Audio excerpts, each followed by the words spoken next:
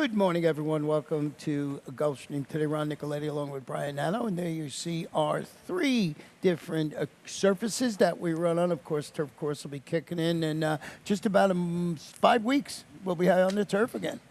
It is coming, my friend, and we can't wait for it. We've eagerly anticipated it. We got some green stuff behind us today, too. I think we see the numbers back there. We're going to likely debut that new walking ring. That's pretty exciting as well, but we showed you the pictures of the turf course, the walking ring. Looks phenomenal out there. Yeah, we're dealing with a fast main track, and we got the Rainbow Six situation this afternoon, which kicks off in race number 4. And I was out of town on Sunday, so they bumped it up to 100,000. So I got some money I can get back. There you go, right? You got extra to play with now. You didn't play with it on Sunday, but $100,000 and gets up there pretty quickly. So get involved, and you still have a chance at a really, really nice score on a day when, you know, you have, we've said this a lot, you have a good score, a good long shot or two, and you have a chance to sweep this thing because it's still in its infancy. You know, we're not up to 400,000 or 500,000 yet. Well, let's go to race number 1 today. It's going to be a 6-furlong sprint on the fast main track. Maiden claiming filly 2-year-olds, $12,500, no scratches, jockey changes, and I know you put together a early pick 5 ticket. Yeah, and I don't know, bag of peanuts on the flight maybe. You don't have to spend too much here. $8. We'll get to my best bet in the opener right here. 2 deep in race 2 with Venezuela's First on top. There's the spread in race 3 with the top pick of a Phoenix 4 deep in that spot. 98, a good 2-year-old race in the 4th. Couple of firsters that I'm going to put on top. It looks like, at least on paper, at least on works, that they can run. And then here's the single. I think it's pretty universal that no decaf off the Carlos David claim is going to be mighty, mighty tough as an anchor in the early and maybe an anchor in the late pick 5 as well. Yeah, that late pick. The Rainbow Six will start in race number 4, and right, you got the Rainbow Six, the late pick 5 starting in race number 5. Getting to the current 7-5 favorite, Anna's Image. That's where I went to. This one, if you look back, faced better on the dirt with some success. Returns to the main track, cuts back to 6 furlongs. That was a clunker going long on the Tapeta, but how good has Ronaldo Richards been going? It's unbelievable. We'll take a look at a trainer staff for Ronaldo as well, and we've kind of now gotten used to this barn a little bit here at Gulfstream. Look at this one, Ron. It's not a big one, but how about this? Trainer switches on dirt sprints at Gulfstream the past 3 years. He's 4 for 5. This is a prolific barn. He's taking over horses and really improving them, and they bet this barn hard, too. So I don't think it's any surprise that Anna's Image should be bet because you look at the races on dirt, Ron, like you kind of alluded to, we draw a line through the 2-turn Tapeta race last time. The last 3 dirt races were just against a month better than these. We got a maiden special weight, 50K, 25K in the mud. They bet this horse in those races. To me, she's my best bet of the day. We'll single right off the rip. Miguel Vasquez certainly adds to the appeal. That's what right. about the one horse in here, Angelic Gallus, dropping to the 12.5 level, showed some speed and faded late. That was a pair of $50,000 maiden sprints at this 6-furlong distance. It's Kathleen O'Connell, Edgar Perez returning on this daughter of Cajun Breeze. Got to deal with the inside post. I think this horse is never going to be near 9-2 once the smoke clears. No, this horse will either be favored or be a tick below Anna's Image, who might be favored in here. And, you know, it makes sense. The one thing, you know, you mentioned the rail, and I think it's a good point. The other thing is, too, Ron, this horse was 2-1 and 9-2 in those 2 starts or 50. Didn't really do a lot of running. Did, you know, press and chase early and packed it up late. 50 to 12.5. I mean, that's kind of given up, isn't it, after 2 starts? Yeah, it's why a little bit of a shaky proposition. Yeah. You did go, and I had some interest. We were talking before we went on the air. I almost made this horse third, ended up putting it fourth, and taking some really nice money now, and that is the 5 Diosa Fortuna, and this one from Antonio Sano's barn. And I just thought this horse ran pretty well last time out, considering what this horse is going to face today. Well, I think that's a great point. Who's in here, and who is this horse supposed to be scared of? The other thing is now, too, Jaime Torres, 7-pound apprentice now, is riding, and if you're not familiar with him, you got to remember the name because he has really done a good job. He got to this horse last time. This horse really, really woke up, seemingly the typical Antonio pattern. I don't think it's a big surprise that this horse, it's very early in the betting here, by the way, very early. This horse is going to be bet, too, because we got a lot of things off that last race to key on, and that last race puts her firmly in the mix against a group like this. Let's flip the page, go to race number 2. We're going to stretch it out to 6.5 furlongs. Claimers 3 or 4 and up.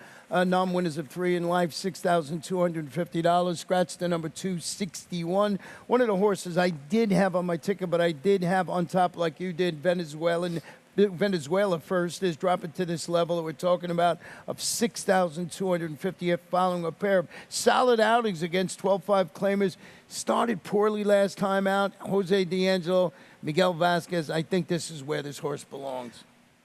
I think you're right, or maybe I hope you're right, because this horse has been a little disappointing. We know how good Jose is off the claim, Jose D'Angelo. Now, Ray Yanis does a good job, too. This horse had a trip in that last dirt start. So now we're going to get back on the dirt. We're dropping in class. It's not great, but it is what it is. This horse should be involved and throughout in a tight field, and I think it's kind of go time for this horse today. Yeah, taking all the money. I was just looking at the board in the early double A, along with the number 6, who's taking some money, Cool Star, who has run well against similar on the dirt, is going back to the main track, failed to offer much against those 8 claimers going around 2 turns on the Tapeta. So going back to square one for Kathy Mungeon, you got Edgar Perez handling the surface switch. Yeah, this horse has been in good form. I mean, she claimed him 2 back from Safi Joseph Jr., bumped him up routing on the Tapeta. So I think this trip is going to be better today. He seems to be have good dirt races in here. We'll just see if Kathy can keep this horse going. Let's go to race number 3 this afternoon, and this is a 5.5 furlong about distance. Now we're on the Tapeta, maiden claiming fillies and mares 3-year-olds and up $16,000. And interesting to see how you went in here, Brian. You went with the number 6 Ave Phoenix, who's dropping a level on the claiming scale. Yeah, I honestly, Ron, I just didn't want to pick the 2 horses down inside, to put it bluntly. I don't trust either of them. They're both going to be very, very short prices, 8-5 and 9-5 on the morning line, which I agree with. And we get Jaime Torres. And so we're getting some weight from these horses on a rider. I didn't think this horse ran terribly last time. Maybe the 2 horses down inside go a little bit and set it up for someone. And, this horse will be a much, much better price, too. I did go with the number 1, Ballymoon, who faced better on the Tapeta with a sort of a modicum of success, is returning to the all-weather surface after rallying to finish 3rd to that repeat winner Mudshaft as the 4-5 favorite, going 5.5 furlongs. So I was enamored by that performance. Diane Marici, Lionel Reyes handling the inside post this afternoon. Thought that was a logical contender, but you make a great point. If you're putting an early pick 5 ticket together, you can go a little deeper, maybe use a bunch of these horses. And then you got Plain Jane, who's a daughter of Field Commission, debuting for Jorge Delgado Lasix. Consistent morning work, Tab. Yeah, and he's popped with a few of these. The barn is really, really sharp on debut, and old Plain Jane won't have to be all that dressed up to play with this kind of group. She's got to hit hard in here. And ridden today by Chantal Sutherland. We will take a short break, and when we come back, I will have my Rainbow 6 ticket this afternoon. It's probably the most beautiful racetrack in the country, to be honest with you. The background is just beautiful. I love Gulfstream Park because of the grandstand and the racing. The weather is beautiful. The facility is phenomenal. The Gulfstream Championship meet has become one of the top events of the year. You could come out on a Wednesday and see a future Preakness winner. They're off in the Preakness. Got the unique 6.5 down the hillside turf course. A whole lot of great racing here in California. And we're off. We have all 3 surfaces here, the only racetrack in the country to have all 3 surfaces. Being close to the ocean, being surrounded by some of the greatest horses and riders in history, it's amazing. It's the prettiest thing you've ever seen. There's no one else has a background like we do. Welcome back to Gulfstream. Today, Ron and Brian here. Race number 4, this one, 5.5 furlongs on the main track. Maiden special weight, state bred 2-year-olds. Fillies, scratch the 2. Jockey on the 4 is Kevin Krieger. And I got my Rainbow 6 ticket together. And as Brian says, I'm going to pull the Band-Aid off very early here with a single with Kitty Quick. I'll tell you why in a while. I got 3 deep in here. No decap. You're absolutely right. It's the one to beat. But you get the Queen. And that's a Fancy Fox. In race number 6, Island Magic for me, American Tap. And Island Magic will show you that replay broke badly in that race. Doesn't say it on the trouble line. Race number 7 this afternoon, a California G's Easy Capidri, and She's a Gift, ridden today by Jose Morelos. And in race number 8, I went 3 deep with Granny Makes Sense, Ernesto, who had trouble at the start, and Tinker Tailor. And in the last, got my long shot today, Starship Sunrise, a full sister to Cajun Delta, who was a monster as a 2-year-old. So that is my ticket, 48.60. Got that one single here, and that is Kitty Quick, who's turning back to 5.5 furlongs.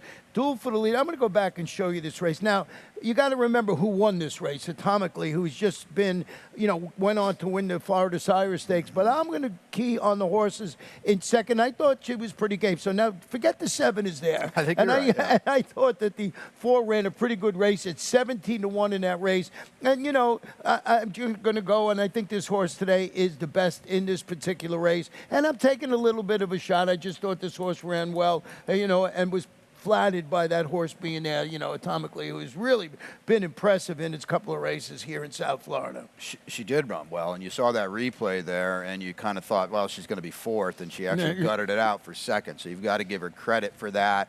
She was 17-1 that day. I didn't really know what to make of her. She's definitely the best of the horses we've seen run so far. So now we'll get to the firsters, who could be pretty live in here. Yeah, and you got Mamma Mia, who's the daughter of impressive freshman sire Gervin. Yeah, and Gervin's been very, very precocious, as Ronnie kind of said, as a freshman sire. We saw Jose D'Angelo pop last weekend with a 2-year-old first-time starter. This is the first foal out of this Sky Mesa dam, who did win on debut. 6 or 24 lower level races. Did win on debut. Edgar Perez is here. Look at the bullet last out at Palmettos. I like this post, and I just have a feeling both Mama Maria and Storm can run. The number 10 on the outside there, I had some interest in. Defended is going to depart from the outside. First start, went up and set the pace last time out. Got beat ahead at this level of distance back in August. Victor Barboza is pretty sharp, 21% with his freshman runners. He's getting Jose Morelos atop the speedy daughter of Kozan, and I just like the way Kozan runs. So there's another horse. I actually went with the horses in here with some previous experience. You went with the number 8 in second, and that is Storm. Well, I'll tell you what, just getting back to your rainbow for a quick second, I like the way you put it. You constructed it because you have a strong opinion in here. This is your best bet of the day. If I'm playing this rainbow, I could go 6 or 7 deep in here. So you get a lot of leverage on the betting public by singling right off the rip. Storm is a full to Alonzo and Tara, who are pretty good for Arundel. They could run a little bit. The dam took 5 starts to break her maiden. The works here are pretty snappy. Edgar Zayas is here. I'm going with the firsters, but Ronnie and I have talked time and time again. Experience in these races has really played out. Yeah, early on in the summer, it was like the key angle. It seemed to have leveled out where you're going to get some nice first-time starters that have run well. Well, we're going to flip the page here and go to race number 5. It's a 1-mile claimer on a fast main track. Fillies and mares, 3 and up, non-winners of 2 races in life, $6,250. Clean slate in here. And let's look at your ticket. Did you single no decaf again? Yeah, same as your ticket in the rainbow. Mine's single in the 7 here as well. And then we'll get a little more expansive. Check the grade in race 6. In race 8, California Gigi is going to be tough from out there for Joe Orsino. My long shot is Meteorito. Our old buddy Meteorito has a live long shot today. And 72, I'm with you with Starship Sunrise in the finale. The 5th race that we're talking about here, we both have interest in number 7, No Decaf, who changes barns today, goes to the Carlos David Bond after claim. We're going to go back and show you this start of the last time this horse ran here, and you're going to see he's the number 10 that day. And I just thought this horse was up against it. See, hit the gate and drifted way out and ended up behind the pack here. And then I'm going to just switch to the 8-pole home. When you see it, now it comes in the stretch, and to me, Brian, this horse looks like it was just like sort of waffling through the stretch. I don't know, because it had to change its running styles. Just never really fired. Was 4-5 that day. I think the change in barns and a clean break is going to help this horse today. Yes, and yes. And the other thing here, Chasing Joy is streaking right now. She's been in really, really good form. And, to No Decaf's credit, did run on a little bit. Yeah, it did, came on again. So that was just wanted to show you that. And, leading jock Miguel Vasquez is going to hop aboard. So I just thought this was the logical one. Yeah, and I think the other thing, too, is, okay, No Decaf, I think we both agree, is the best horse, and now we go off the claim for a 30% claiming barn. The other thing, Ronnie, is who's in here. That's the thing. It takes 2 to, styles make fights kind of thing. There's no one in here to oppose No Decaf, in my estimation. You know, a little early we mentioned the horse Mudshaft, and you get the Queen is debuting at the distance, rallied 4 wide to finish late closing 5th behind that repeat winner Mudshaft, going 3/4 for Victor Barboza Jr. You know, 21%. I was looking at the form with the 2 sprints to a route. Lionel Reyes atop the daughter of Leon's Mac. I want to mention that. Do you follow 2 sprints to a route? That's a bit over my pay scale. I think I don't know. I no. just put it out there because Yeah. I thought it was intriguing. I have never really used that angle too much. Not once. I feel like that's one of those stats where if we really wanted to huddle up in a room, we could come up with all sorts of stats. Yeah. The number 4, where you went in second, that's a fancy fox. And over there, going to try and spark a wake-up call in a mile. Well, yeah, I mean, that race 2 back was pretty good, and she's had the misfortune, too, of chasing, no pun intended, chasing Joy 2 in a row. If she can get back to that race 2 back, it puts her in the mix here. I mean, she doesn't have a lot of early speed. Maybe they're going to hit a little bit early on, though. And if you like Camachos, we got a bunch of them here. And this one is Sammy Camacho, who's back. Does an excellent job here before he ships up to Tampa. Of course, we got Samuel Gonzalez Jr. here, so brothers riding together here in South Florida. And Sammy, just a really good rider, and just wanted to point that out. Do not get confused when you're seeing Sammy and Samuel. Noted. Noted? You got that? I'm talking right to you. You got it right. Write that down there. Race 6, 5 furlongs, about on the Tapeta Claimers. Fillies and mares, 3-year-olds and up. Scratch the 7, Noise Judy. Now, I want to go back before we talk about this race here. Island Magic, American Tap, Drinks on Me, and name everybody else's the race. I want to first show you the start here. We're going to show you the start where the number 3 horse in here, Island Magic, breaks last in the field, and you will not see that on the short trouble line. So this horse is behind it right now. Now, you know, and I just thought that was it. Now you're going to see this horse making that big move there. You see American Tap, Drinks on Me, and Island Magic back there. So American Tap is cruising on the lead here. The number 6, you know, Drinks on Me is in second. And I just thought Island Magic, you know, trained by Ronaldo Riches, look at this horse running at the end. So if you're looking at the trouble line, the slow start is not there. I think this horse, reason I put this one on top, and you're going to see this one. Now watch. This horse does not give up in the stretch and actually closes and you know, runs very well in there and finishes second. I agree with you. I mean, I didn't put Island Magic on top, but I think maybe the overall premise there was maybe be a little bit against Drinks on Me, who got the run of the race there. And again, it's that guy again, Ronaldo Richards, and until the barn quiets down a little bit, everything he's sending out has been really, really live, and you saw it there. This horse had adversity and still ran well in the lane. Yeah, I didn't know what to do with the horse you have on top. Check the grade. It comes off those monster 2 races on the turf up at Colonial Downs. Yeah, but has a win on the Tapeta, and I don't know if people are going to overlook that or say it was in a $25,000 maiden claimer. I mean, I understand that, but this horse likes winning races. She's 3 for 7 lifetime. I know she's spotting some experience to some of these older gals in here, but, you know, she went up to Colonial and really ripped off a couple impressive wins. She's going to be close throughout on the Tapeta, and she has a win. And I think of all the horses we've kind of talked about, and we all have basically the same little quartet here, I think she's going to be the best price of all of them, too. Well, what about the number 3, Drinks on Me, who's been claimed in 7 of the last 9 races, now going to do the Peter Walter Barn? Yeah, it's amazing. We'll take a look at a stat to hit in that kind of arena, too. And this is an interesting one. This is a pretty interesting stat here. Now, Peter's 1 for 16 sprints on the Tapeta here at Gulfstream. This is a very, very sharp, in-the-teens kind of barn. 1 for 16. I mean, that's a stat. We try to, you know, we try to play both sides of the fence here with these stats, and you're going to take an underlaid price on Drinks on Me, and Ronnie said a very, very popular horse. 7-year-old daughter of State Thirsty. It's run 52 times. She's been claimed 7 times now in her last 8 starts. Yeah, it's amazing. And, you know, your American Tap, if go back to that video, was the one that won it, going to change barn, go to the Matt Williams barn after the claim, and, you know, ride the speed bias on the all-weather surface to a victory. And we've been showing those stats.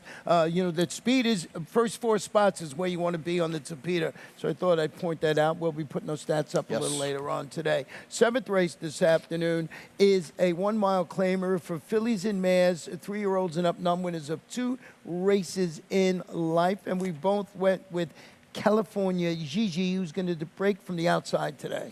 Yeah, I mean, she's 8-5 on the morning line and just looks every bit of it because she just seems like she's better than these. And now you scratch out Puppet Master, who I thought would take a lot of money on a stiff class drop. To me, it makes California Gigi's job that much easier today. She just looks like a little bit of a better horse. The number 5 horse in here, Capidre, is from Ronaldo Rich's barn. Is hoping to find more in the second start after that claim, after closing and finished 4th behind aforementioned California Gigi last time out. Miguel Vasquez is going to jump aboard today. So maybe this whole, the rematch will get closer, but I'm sort of in agreement with you that maybe California Gigi is the one to beat in there. And then you have, and I have, She's a Gift, who's eligible to show more today. Yeah, I agree. I moved her up a little bit because I was just a little against Capri Day because as we've talked about, Ronaldo Richards, everything he claims runs. I mean, this horse didn't improve at all from Safi, and we'll see what we get today. So maybe you get a little bit better price putting She's a Gift underneath what's going to be a strong favorite. Let's go to race number 8 this afternoon. Nice big full field in here, and this one is about 1.70 on the Tapita. It's the starter optional claimers for 3-year-olds and up. We started for 20 or less, so the same tag of $20,000. And let's go with your horse. This is your long shot. So let's go with Mediarito. Well, we all know Mediarito. Yeah. He's been doing his thing around here for quite some time, and he's pretty good on the Tapita as well. He's got a couple wins. Aubrey Mirage sprinted him last time, so he claimed him 3 back for Jorge Delgado, routed him. It didn't really, he was okay, 2 back. And then he sprinted him last time to maybe sharpen him up a little bit, and I think it worked. He showed some signs of life. Now we stretch back out. There's a lot of one-fers in here, including the strong favorite, Ernesto, who we'll talk about in a second. And I just think Mediarito now back routing. You see his prior routing. If he wakes up and becomes a Mediarito we saw, late in the championship meet, early in the Royal Palm meet, he's going to win this race, or he's going to be right there on the line. You're going to get a square price today, Ronnie. I went with the inside horse in here, Brian. Granny makes sense. Second against 20 claimers on the Tapita. Now, that was 2 starts back. Dropped, stepped up off the claim by Diane Marici and finished that prompt pace entire 7th against 35 starter optional claimers. That was going a mile into 16th on the all-weather. Tactical speed must be respected when facing, I think, this caliber of opposition. Yeah, KC Chief comes back to win and looked good doing it at a nice number. Lightly raced, seemingly with plenty of reason to improve. Ronnie mentioned the inside post as well. This is a big coup for this horse to be able to be down inside, save a lot of ground. Well, your morning line favorite in here is the number 6, Ernesto, was solid in defeat. We're going to show you first the start here. And you're going to watch it to start. It's not that bad, but you're going to see the number 3 here. And you can see before this horse's head was turned and just wasn't, he went back and just had a spot to field, broke near the back of the pack. Always hard to do. You sort of got to get positioning right on. And then we're going to pick it up to the top of the stretch home. And I just thought this horse ran well, and thus the reason that this horse might be favored today. You're going to see this horse going 1, 2, 3, 4 wide and closes after. That we're going to call it a little bit of trouble at the start. But I think this horse wanted to be up in there before, and didn't have a chance after that bad break. I think this, from right here on, is a great replay to watch because I kind of feel like, Ron, this replay, and I know I agree with you, he did have some trouble, but I feel like if you watch that deep stretch replay, that's why he's 1 for 18, and that's why he's finished second and third 8 times. He doesn't necessarily have a whole heck of a lot of desire to win, and he's 1 for 18, and he's going to be bet. He should be bet. He's the most likely winner, but I also feel like we've said that 4 or 5 times about Ernesto too. Yeah, I got some interest in the number 2 horse in here, 6-1, Tinker Tailor. Is hoping to save more for the stretch out. You saw that. This one had a front-running maiden victory at the distance, then comes back and sets the pace in that race we just showed and finished 4th behind Ernesto last time out, Fernando Abreu, Luca Panici. And if you go back and watch some of Luca Panici's races, if he can get up there on the lead or just off the pace and slow him down, he could steal a race. He's got a good sense with pace. So maybe you get a horse like Tinker Tailor at a little bit of a price. And if not to win, it's certainly with that speed to be somewhere on the ticket. Yeah, you could argue that Tinker Tailor ran the best race last time. We know, we've shown you those graphics. You don't want to be on the lead routing on the Tapita. He's going 46-3, Ron. You can't run any faster going 2 turns on the Tapita. For him to stick around, be beaten less than 3 lengths, and he's not going to have to work as hard today up front. Well, I'm looking at Uncle Armando here, who's 3-1 in the morning line. I probably missed this horse because I don't have him in my top 4. Well, it's Safi, it's Edgar Zayas. His only other Tapita start, he was in a 35 starter, so I think that's a race that kind of plays with these. He ran a 12 that day. It fits with these, but you know, he is a 3-time winner too. I think we like that a little bit, but I don't know. He was an underneath player for me. Well, race number 9 today, 5.5 furlongs, fast main track, maiden special weight, state bred filly 2-year-olds. And this one, race number 9, is, oh, you have a scratch in here, the one, a Wildcat Lunita on the inside in here. And I went with the number 7 horse in here, is 10-1 in the morning line, Starship Sunrise. Full sister to Cajun Delta, who was 4 for 6 as a 2-year-olds, included those victories in the Desert Vixen and Susan's Girl division of the Florida Sire Stakes. Steve Dwosky, Miguel Vasquez, $67,000 daughter of Cantharos. I'm just going with the breeding angle right here for a little bit of a price. Yeah, we don't want to see this horse at 10-1. That would not be a good sign because this horse is supposed to be bet and take some money. You got the connections. Ronnie mentioned the pedigree. I mean, okay, Kiki Love's the favorite, I guess, is the horse to beat. Nobody's scared of Kiki Love. Let's just be honest. With the slower races she's coming out of, it would not be a good sign to me if Starship Sunrise is up there. I'm going to pay $20. I like her a lot, too. You have in second the number 2, Sassy But Precious. This one from Dave Folkspawn, a daughter of Jess's Dream. It's a race that could be ripe for first-time starters, right? If you, again, we haven't talked about Kiki Love, and there's kind of one of the reasons because we don't necessarily trust her. This horse down inside now, as Ronnie said, the one came out, 6th full out of the dam. None of them were really much. One did win on debut. The dam was 0 for 2. Dave's pretty solid with 2-year-olds. Not a great, the stats aren't going to tell you he's great with first-time starters, but we've talked about this. He was a guy in the teens, and then the stats refreshed themselves. He can pop with a first-time starter. What about the stat you have on number 4, Weld Hall, a daughter of Gervin that we talked about a little earlier? Yeah, the Gervins have been very, very precocious. This is Eddie Plesa Jr. How about this now? Second-time starters, dirt sprints, 2-year-olds right here the past 3 years. 5 for 15. We've talked a lot that Eddie's not necessarily a guy that's going to crank him up on debut. They did bet this horse on debut. Now, second-time starters overall, 26%. This ramps it up a little bit more.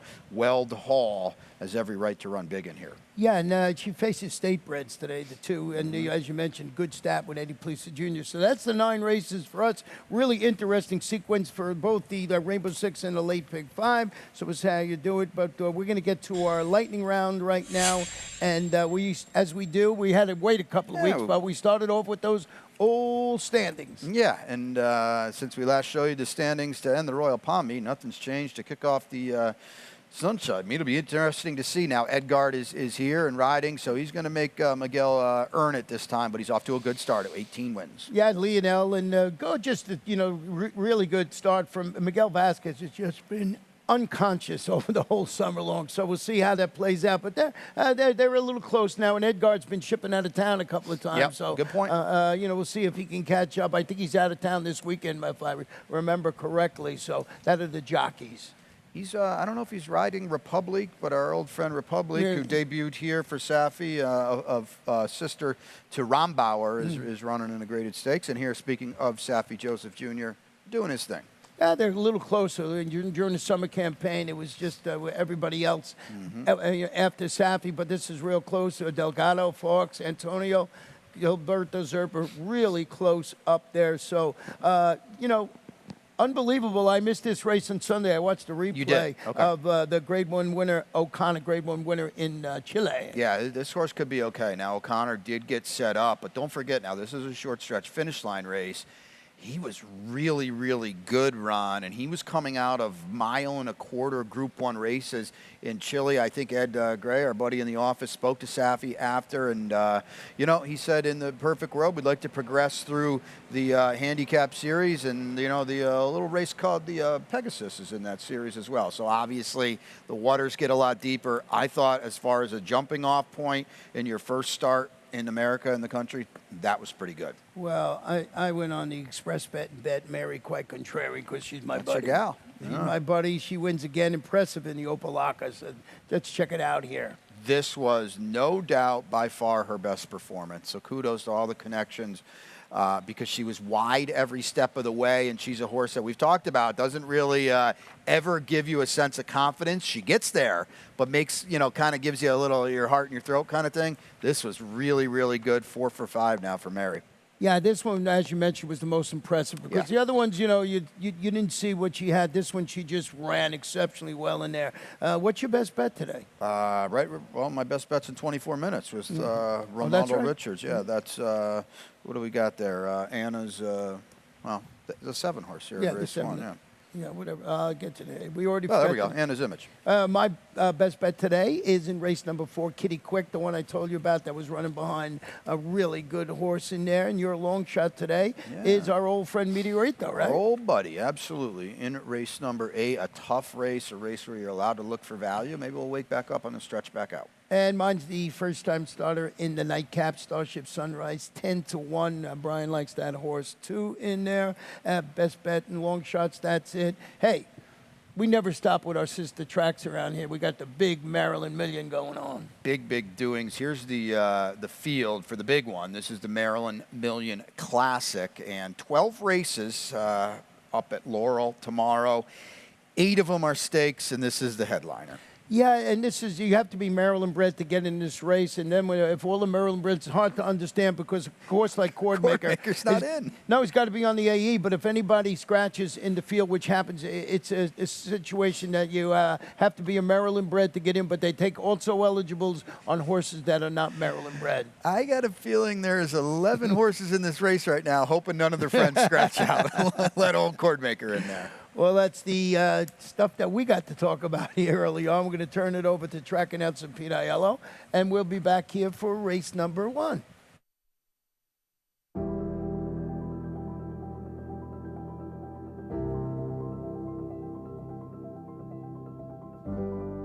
The Thoroughbred Aftercare Alliance is really the vehicle for the transition for our racehorses coming off the track into a second career and safe environment for these horses when they're done racing. I've been passionate about racehorses my whole life, animals in general, and without the TAA to provide that oversight, there would be a big void in terms of making sure that we have this ongoing safe environment for our off-the-track racehorses.